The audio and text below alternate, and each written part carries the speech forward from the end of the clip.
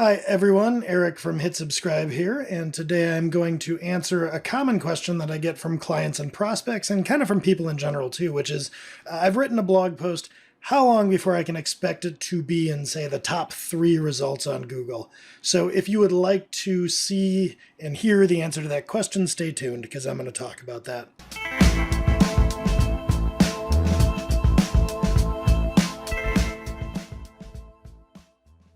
All right, so how long is it going to take you to get into those top 3 results? Wouldn't you love it if I could give you a very definitive, easy answer?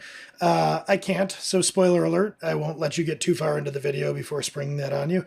And the reason for this is complicated. To understand it, let's explain a little bit about how Google works.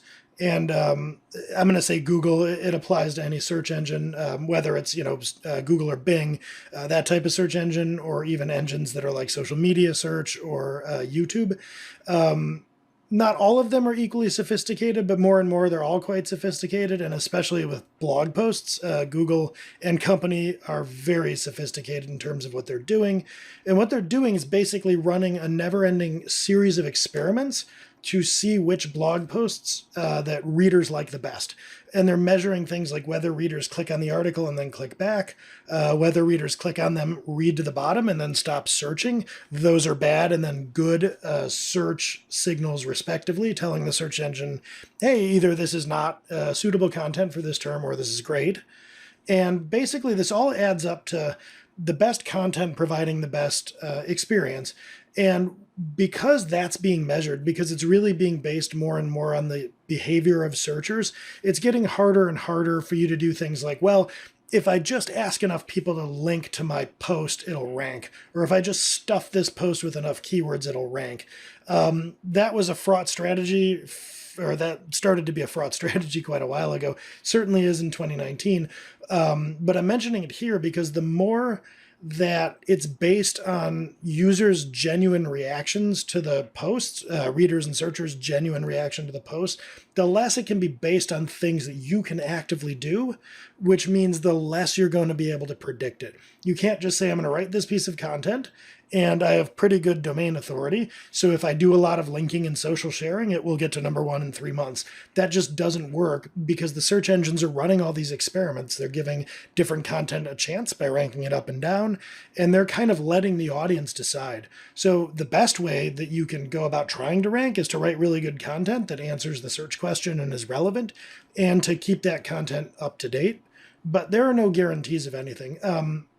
So let's get into some actual times. And instead of me weighing in just off the cuff on this, I'm going to put a link in the description to a really excellent article that I found from Ahrefs that goes into a lot of detail. And they actually have research that they're citing where, if memory serves, it says that something like 5% or 95% of articles like maybe never crack the top 10, and that the overwhelming majority of articles ranking #1 have been, or are actually like a couple of years old.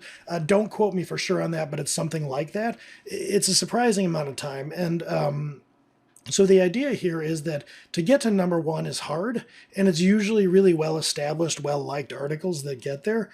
As for getting into the top few spots, a lot of this depends on the competitiveness of the keyword and the domain authority of your site. I'm getting away from using that term just a little bit because, it's a good term. It's a good thing to measure. But I tend to think of domain authority as, I think, maybe a Moz-specific metric. And then Ahrefs has something similar. But so each of these SEO tools kind of has their own way of reasoning about the trust that the search engine has for you. And I like to generalize that to say the degree to which search engines trust your site. So if you have a newer site, there's very little trust there. They're not going to take a lot of flyers on ranking you, except maybe for the sort of least competitive search terms that they really don't have anything good for. Now, if you're at the opposite end of that, you're a juggernaut with tons of inbound links, like you're Amazon or Microsoft or something, you have a lot more trust from the search engines. If you're one of those companies, you even own a search engine. So when you have that trust, then your time to rank is going to be shorter, and you're going to be more likely to give it rank for a given term. but nothing is really a given. There are instances of sites with very little of this trust kind of rocketing up to the top, and there are instances of very tried and true sites maybe not ranking for a term. That being said, let me get into our experience a little bit here in the tech sector, like helping developer tools companies. The first one I'll cite is our Make Me a Programmer experimental website, and you can see a little bit more about that, but that's a very low authority site. We're chasing pretty low volume, low competition search terms, but what I'm finding is that we're getting up into the top few results for those, typically in the 3 to 6 month time window, even with like no authority. So that's a good baseline. I think with some of our higher authority clients, which are going to be usually speaking sort of in the middle of the road, they're not going to be the absolute top, but they're well-established companies. We have seen rankings, in under a month, but I think it's more common to get to those top 3 to 5 spots in probably 3 months. If you're lower authority and if you have, say, significant site speed issues or your site's kind of a mess, those times to rank on average can climb. So we've seen sites that, have a lot of like kind of legacy baggage in terms of how they were designed and their indexing, and they have a lot of crawler errors. And even though they may have higher domain authority, some of those are starting to rank in the 6 month out to a year, even not for overly competitive terms. So those are some ballpark figures that are really based on our experience.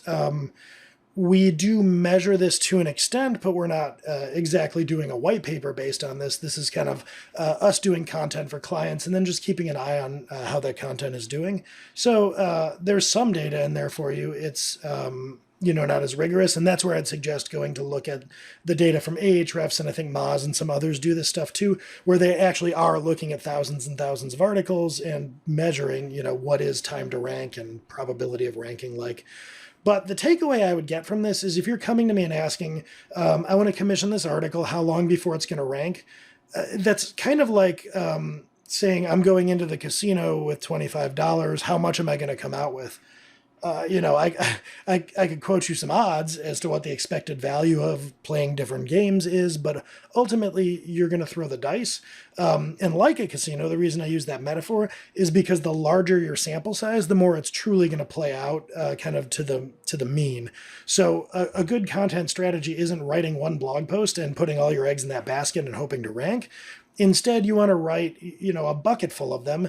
And then, even if one, for whatever reason, doesn't do well, maybe you have another one that's a meteoric success, but you're going to start to have, via the law of averages, outcomes that you might predict and can count on more in aggregate. So think of content as both a long play and also something that's better reasoned about kind of in larger groups than just one.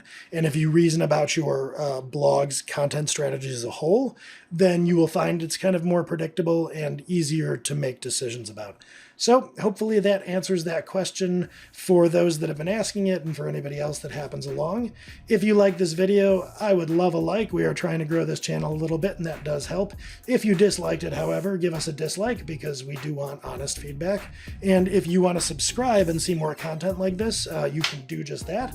And I would also hit that bell down below if you want to be notified when new content comes out.